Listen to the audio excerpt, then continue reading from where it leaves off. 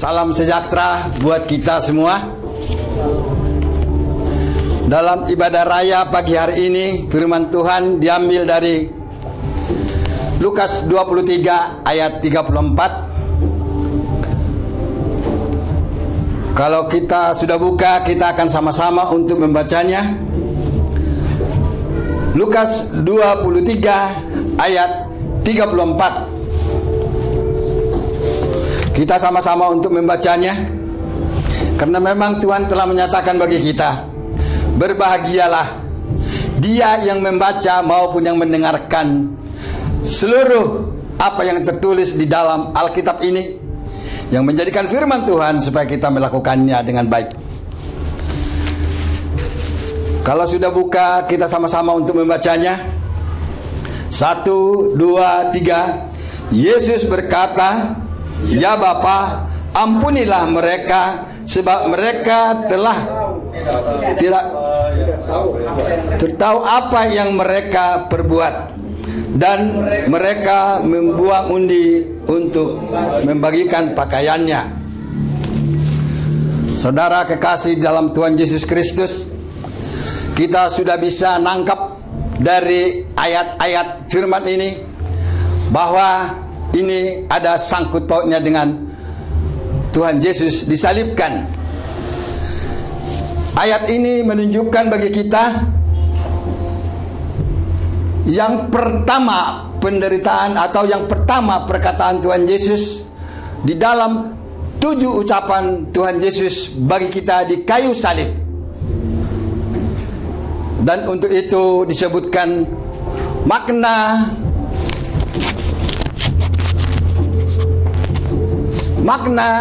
7 perkataan atau ucapan Yesus Kristus di kayu salib. Ucapan Yesus 7 ucapan ini ada 2 maknanya yang pokok, yaitu demi mengasihi beberapa orang. Yang kedua, demi mengasihi semua orang tanpa terkecuali. 7 ucapan Yesus Kristus itu kita melihat sebagai berikut. 3 perkataan pertama itu demi beberapa orang, itu diucapkan Yesus mulai jam 9 pagi sampai dengan tengah hari.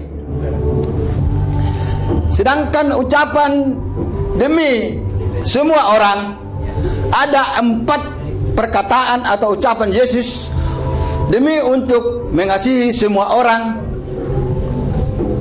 Ada 4 perkataan. Jadi seluruh ucapan Yesus 7 ucapan ini adalah yang pertama ucapan pengampunan, yang kedua ucapan keselamatan, yang ketiga ucapan kasih, yang keempat ucapan penderitaan rohani, ucapan penderitaan jasmani, keenam ucapan kemenangan, 7 ucapan penyerahan. Kita akan memperhatikan pokok pertama, yaitu demi mengasihi beberapa orang saja. Yang ucapan pertama adalah ucapan pengampunan. Itu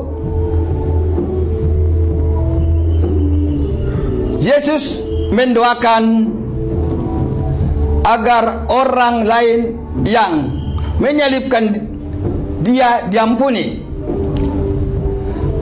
Yang kata-katanya seperti demikian di dalam Lukas 23:34 tadi. Ya Bapa, ampunilah mereka, sebab mereka tidak tahu apa yang mereka perbuat.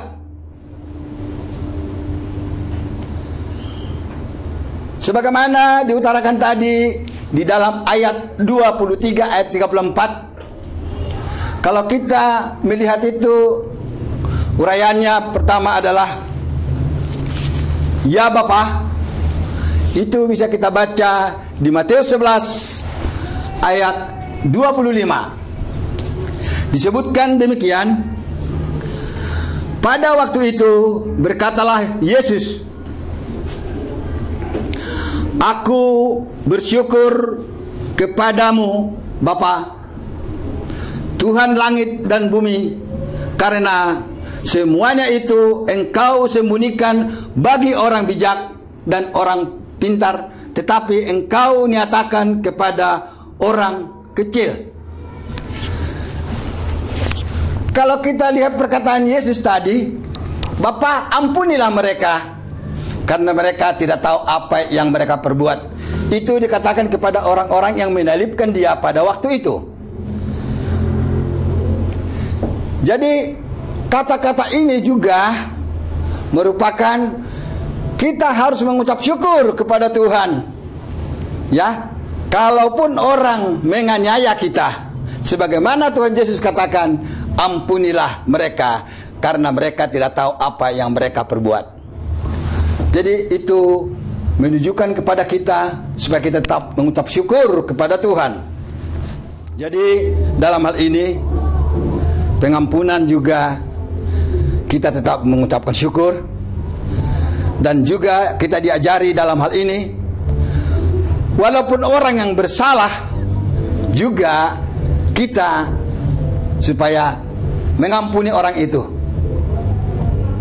Ya, saya kalau memperhatikan orang-orang Jawa ini, kalau kakinya diinjak, dia yang minta maaf. Maaf ya, kakiku terinjak, kok minta maaf? Yang aturannya yang menginjak itu, yang membuat perbuatan itulah yang minta maaf. Tapi begitu Tuhan Yesus mengajari kita. Walaupun mereka berbuat demikian, penderitaan bagiku, ya Bapa, ampuni mereka. Sama pengajarannya buat kita saat ini. Maukah kita mengampuni orang yang bersalah kepada kita? Karena Tuhan Yesus sudah mengajarkan itu. Tuhan, ampunilah dosaku, seperti aku juga mengampuni orang yang bersalah kepada aku. Apa benar kita lakukan hal yang demikian itu?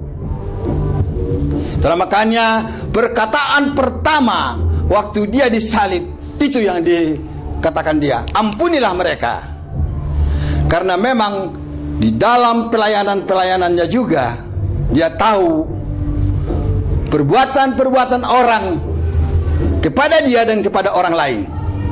Sampai-sampai Dia waktu hidupnya di dunia, dalam pelayanannya Dia dicaci maki, tapi Dia tetap bilang ampunilah mereka, karena mereka tidak tahu apa yang mereka perbuat. Kita diajari juga supaya tetap mengucap syukur dalam keadaan apapun. Yang kedua, ucapan yang kedua, demi beberapa orang saja, ucapan keselamatan. Yesus menjanjikan firdaus kepada penjahat yang disalibkan di samping dan bertobat. Itu bisa kita baca di Lukas 23 ayat 43. Ucapan kedua disalib oleh Tuhan Yesus adalah ucapan keselamatan. Lukas 23:43 dikatakan demikian. Kata Yesus kepadanya, Aku berkata kepadamu, sesungguhnya hari ini juga engkau akan ada bersama-sama dengan aku di dalam Firdaus. Jadi kalau kita tata Firdaus, katanya Tuhan Yesus berada di Firdaus, berarti itu menyatakan adalah, petunjuknya adalah surga, tempat yang aman, tempat yang suci dan kudus. Ya, sejahat-jahatnya orang juga, ya, kalau dia sudah bertobat, Yesus terima. Itulah makanya sering kalau orang-orang sudah mau mati, sering orang-orang bilang, apa dibilang dia? Apalagi orang Kristen, apa dia bertobat? Apa dia mengampuni dosanya? Jadi ini gambaran, bukan hanya kita jauh-jauh hari kita harus bertobat atau apapun, Tuhan terima. Kalau memang kita menyadari kehidupan kita, bertobat. Pada saat bertobat, terus dia berangkat ke meninggal, kalau dia sudah bertobat pada saat itu, Tuhan akan terima. Itu diberikan contoh juga oleh Tuhan Yesus kepada kita, kepada orang penjahat yang disalib bersama-sama Yesus. Hanya karena dia bertobat. Dia tidak sama dengan aku. Dia sebetulnya tidak pantas disalib. Akulah yang harus disalib karena penjahat. Hei saudara temanku, jangan kau berbicara demikian. Jadi kita juga diajari dari ucapan Tuhan Yesus disalib ini, masalah pertobatan. Kalau kau sudah bertobat, kerajaan sorga menjadi bagian kita. Kalau kita tata firman Tuhan, mula pertama Tuhan Yesus ada di dunia, berkhotbah dan mulai penginjilan di Matius 4 ayat 17. Tuhan Yesus berkata, bertobatlah, kerajaan sorga sudah dekat. Jadi pertobatan itu tujuannya adalah untuk sorga, bukan pertobatan buat berpoya-poya. Itu namanya bukan bertobat. Saudara kekasih dalam Tuhan Yesus Kristus, masa hidupnya Tuhan Yesus dan masa permulaan Tuhan Yesus mulai berkhotbah di dunia ini, mulai berkhotbah. Khotbah pertamanya adalah masalah pertobatan.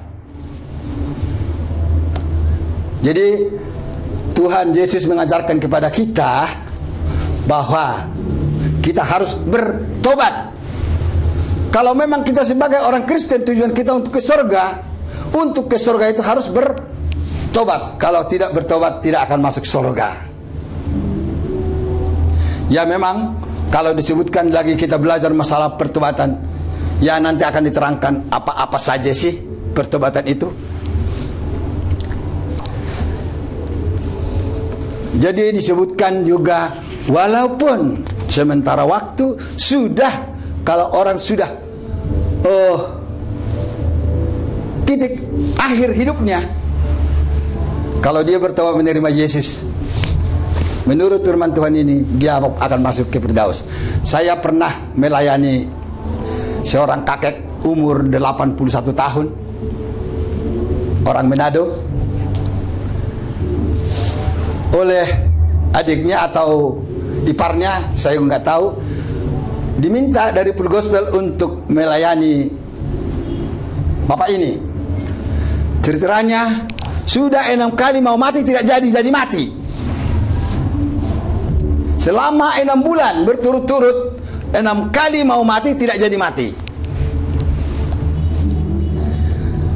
Karena diminta ke Full Gospel, ke Presiden Full Gospel chapter Bogor, dan sayalah yang diutus dengan Pak Tamrin, dengan siapa lagi ada, kami 4 orang.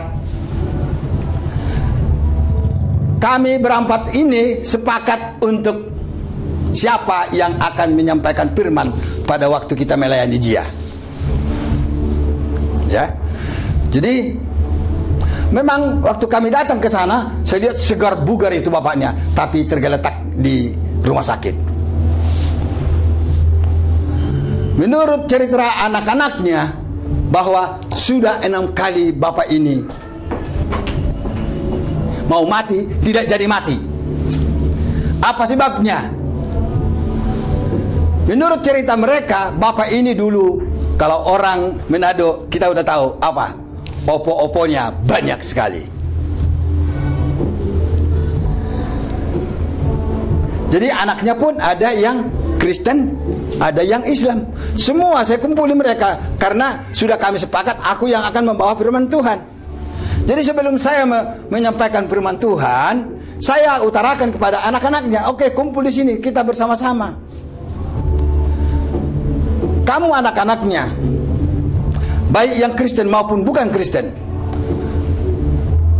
sudah siap kamu akan menyerahkan bapak ini ke tangan pengasihan Tuhan? Sudah, katanya, karena sudah umur 81. Jadi terlebih yang juga dari yang Islam itu, saya bilang siap, siap, katanya.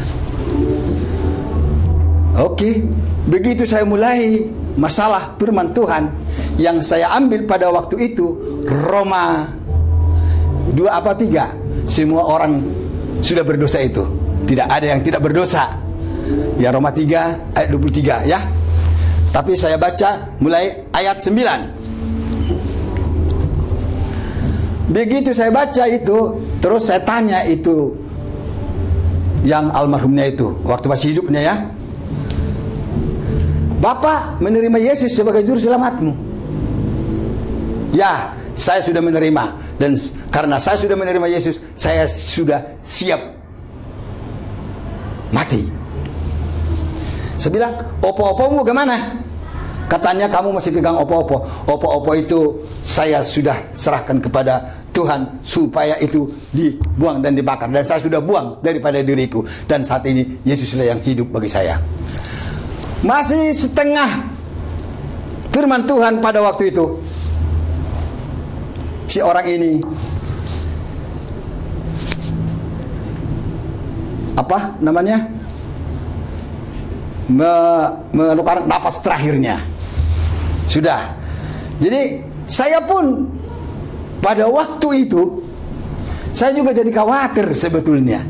Kok gua berkhotbah mengkhotbahi bapak ini supaya sembuh malah mati. Waduh, beratnya. Sudah masuk saya ke tempat mereka. Saya mohon maaf kalau memang Anda sudah siap menyerahkan orang tua ini ke tangan Tuhan. Terima kasih. Dan saya pun permisi pulang. Dia masih udah meninggal di situ, saya permisi pulang karena saya takut nanti ada anak-anaknya yang tidak bisa menerima hal itu, marah-marah lagi nanti sama saya. Masih ada juga kekhawatiran bagi saya. Saya sampaikan firman Tuhan, tapi masih juga ada ketakutan bagi saya. Tapi begitu bapaknya sudah dikubur, mereka datang kepada saya mengucapkan terima kasih karena bapaknya sudah berangkat ke rumah bapak dengan selamat. Kata mereka begitu sama saya. Karena selama ini bapak ini memegang opo-opo. Kalau di Manado namanya opo-opo ya, ya kan? Tapi pada akhirnya pada saat itu, pada kita layani, dia melepaskan semua opo-oponya. Itulah sama halnya dengan tadi si penjahat itu, sudah disalib, pasti dia mati kan? Tapi karena dia bertobat, dia diterima di Firdaus.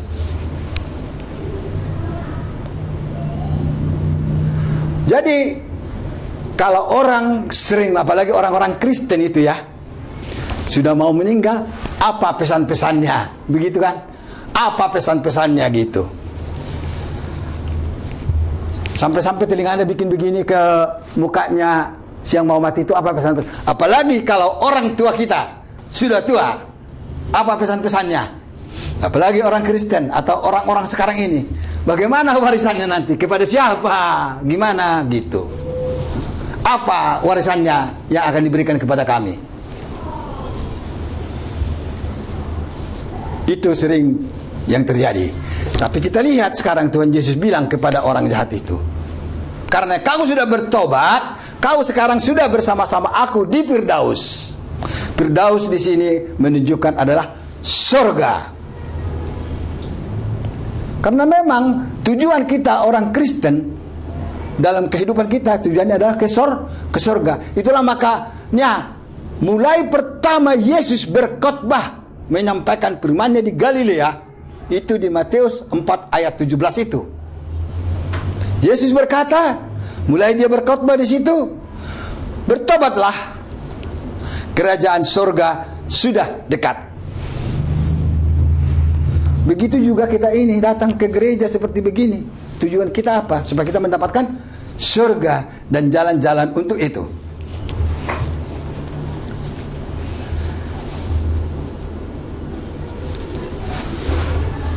Itulah yang disebutkan tadi, ucapan Tuhan Yesus demi beberapa orang.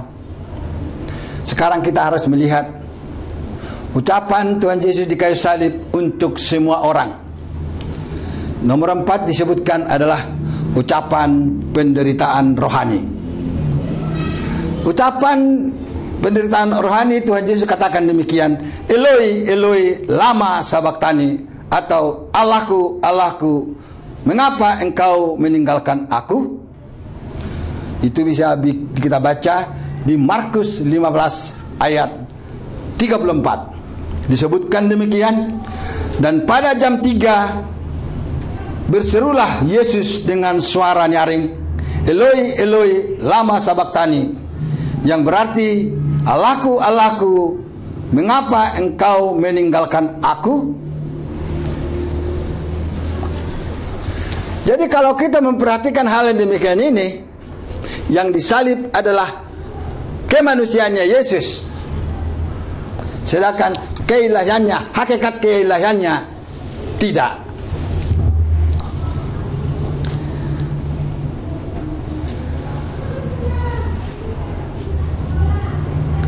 Jadi itulah disebutkan ucapan penderitaan rohani. Kenapa engkau meninggalkan aku, katanya kepada Tuhan. Yang kelima, ucapan penderitaan jasmani.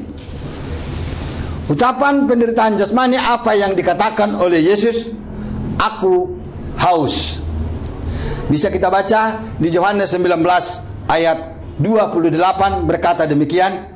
Sesudah itu, karena Yesus tahu bahwa segala sesuatu telah selesai, berkatalah ia, supaya genaplah yang ada tertulis dalam kitab suci, aku haus. Jadi dia juga memberikan pelajaran bagi kita secara daging, penderitaan apa yang kita hadapi. Yesus sendiri menghadapi suatu penderitaan, aku haus. Itu suatu gambaran bagi kita. Kalau Amos, bukan si Amos, atau si Amos lupa saya, Amos 8 ya. Kalau kita membaca di sana, kau haus bukan karena air, kau lapar bukan karena makanan, tapi kau haus dan lapar oleh firman Tuhan.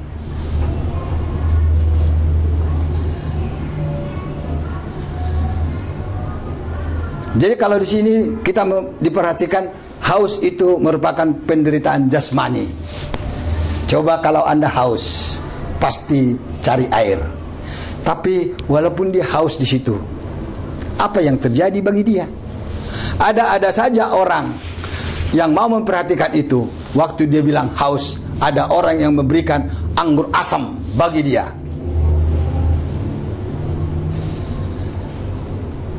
Sering di dalam kehidupan kita, karena kita haus, yang sebetulnya digambarkan haus di sini secara jasmani adalah supaya kita haus akan firman Tuhan.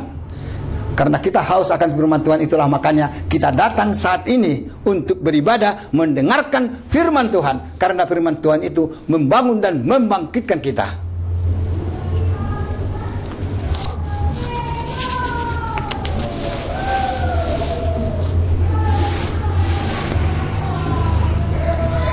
Ucapan keenam, ucapan kemenangan.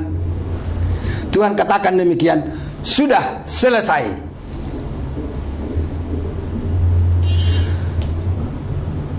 Masih di dalam penderitaan, sudah selesai, berarti itu menandakan kemenangan buat kita dan buat Yesus. Yohanes 19 ayat 30. Ya, Yohanes 19 ayat 30 dikatakan demikian, sesudah Yesus meminum anggur asam itu, berkatalah ia, sudah selesai. Lalu ia menundukkan kepalanya dan menyerahkan nyawanya.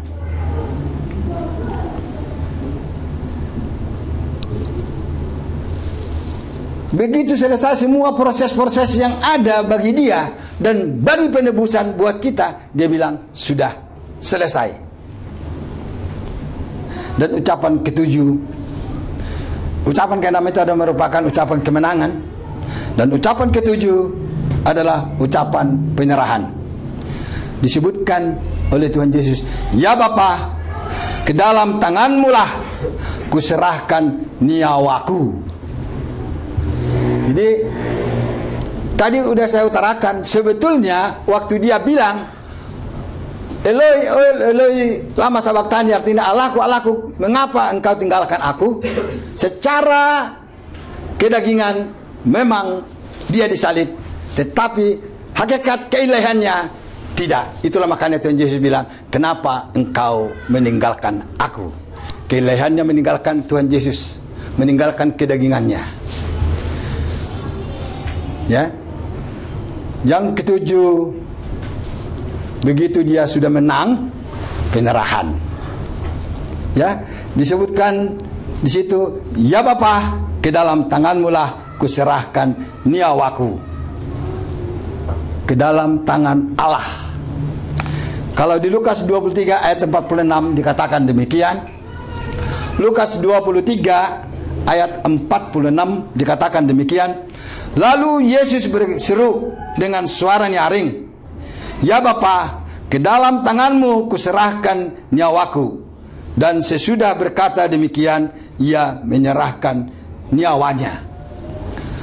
Menyerahkan nyawanya kepada Tuhan. Kita pun demikian digambarkan. Kalau kita sudah banyak melalui sesuatu tantangan di dalam kehidupan ini, apalagi kita sudah bebas dari dalamnya, kita bisa menang dari dalamnya, serahkanlah semuanya kepada Tuhan. Itulah makanya sering kita bilang kalau berdoa, Tuhan, kau memberkati aku, hartaku banyak, biarlah saya pakai itu untuk memuji dan memuliakan nama Tuhan. Kita serahkan semuanya ke tangan pengasihan Tuhan. Kesehatanku pun, aku sudah sembuh dari sakit, Tuhan, aku serahkan roh, jiwa dan tubuhku kepadamu. Itu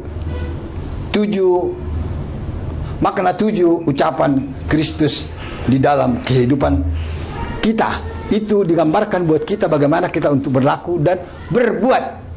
Dari makna 7 ucapan Kristus di kayu salib yang terakhir sebelum dia menyerahkan nyawanya terakhir. Dari makna 7 ucapan Kristus itu, hemat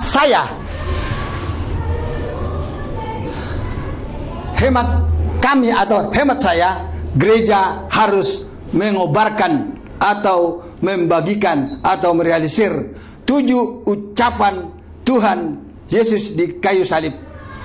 Bukan hanya sekedar diucapkan, melainkan harus dilakukan. Ya, jika gereja benar mempraktekkan 7 ucapan Yesus Kristus di kayu salib itu, pasti gereja akan menarik banyak orang untuk Tuhan Yesus Kristus. Itu bisa dibaca di Yohanes 12 ayat 31-32. Ya. Yang kedua, sebab orang percaya adalah surat Kristus yang terbuka. Kalau kita sudah menerima Yesus sebagai juru selamat kita, berarti kita inilah yang dinamakan surat Kristus yang terbuka. Bisa nanti dibaca di 2 Korintus 3 ayat 3. Jadi kita ini, kalau kita sudah datang seperti ini, datang kepada Yesus di dalam ibadah, kitalah menjadi surat itu. Kita harus bisa memberitakan nanti kepada orang lain. Kita menjadi surat terbuka.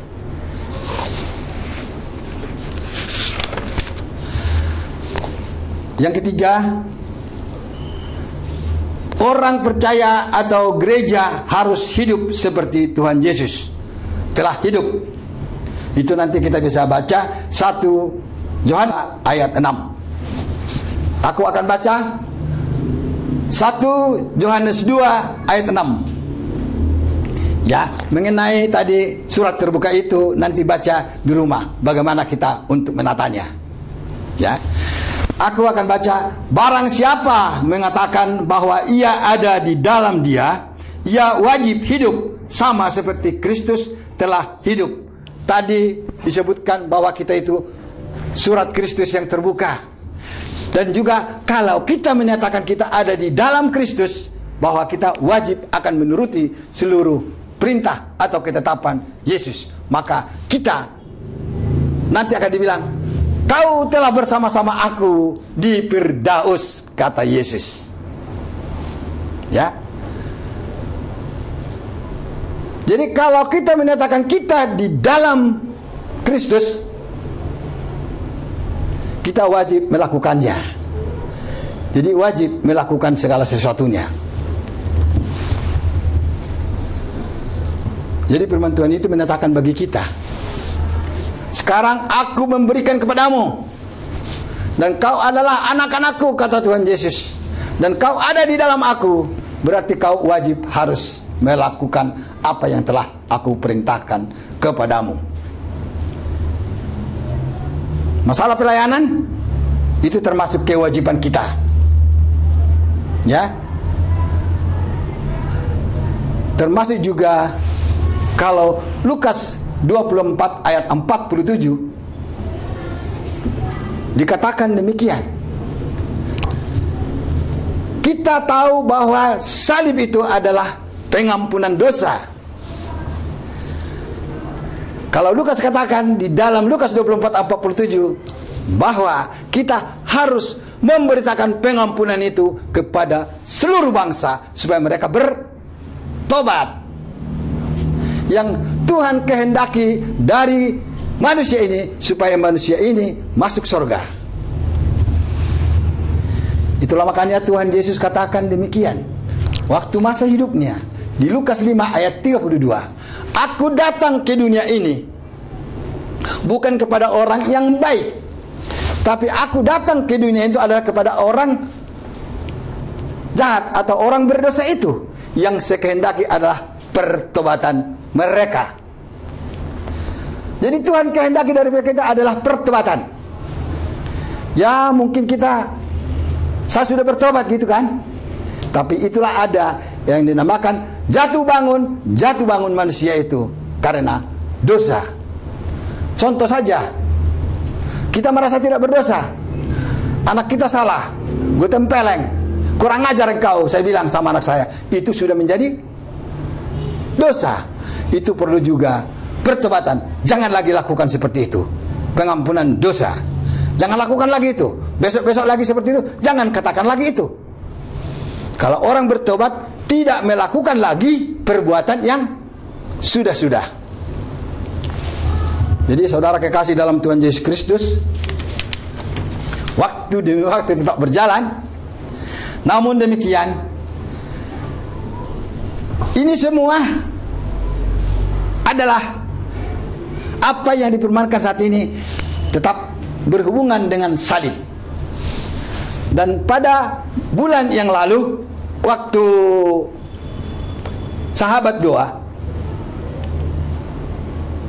itu judulnya yang saya bawakan di sana adalah mengapa Yesus disalibkan. Semua diterangkan di sana. Kenapa? Memang sudah nubuatan seperti itu, harus demikian, tapi perlu makna-maknanya. Maka sekarang kita masuk ke dalam makna salib ketika Yesus yang disalibkan. Makna Yesus, karena waktunya masih ada, Yesus membalikkan makna salib pada saat dia bangkit dan hidup. Nanti bisa dibaca di Matius 28 ayat 6 maupun Matius 16 ayat 21. Salib telah melekat dengan makna kejahatan, keaiban, atau makna kutuk, baik dalam tradisi Yahudi di dalam perjanjian lama maupun dunia Romawi. Ya, Yesus ada di Timur Tengah pada jajahan Romawi, yaitu di dalam PB, di mana adalah kalau salib itu secara biasa disebutkan salib adalah penghukuman, tapi salib Yesus membebaskan. Salib adalah penghinaan, tapi salib Yesus kebahagiaan. Salib adalah kutuk, tapi salib Yesus kemuliaan. Salib adalah dosa, tapi salib Yesus adalah menyucikan dan penghapusan dosa. Salib adalah kematian, tapi salib Yesus menghidupkan. Salib adalah penyakit ataupun penderitaan, tapi salib Yesus menyembuhkan dan kuasa mengusir setan. Salib adalah berita memalukan. Kalau biasa kita dengarkan begitu, tapi salib Yesus adalah berita keselamatan. Nanti itu semuanya bisa dibaca di dalam Galatia 3 ayat 13, 1 Petrus 2 ayat 24, Kisah Para Rasul 10 ayat 39, atau 1 Korintus 1 ayat 18. Dan kalau bisa, itulah terakhir bagi kita untuk khotbah hari ini. Kalau bisa kita sama-sama untuk membaca 1 Korintus 1 ayat 18. 1 Korintus 1 ayat 18.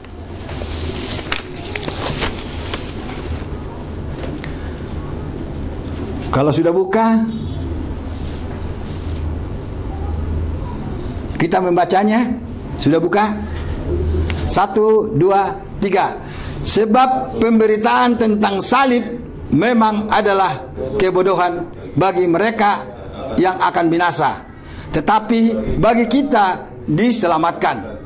Pemberitaan itu adalah kekuatan Allah. Jadi salib itu menjadi kekuatan Allah buat kita. Salib itu adalah keselamatan buat kita.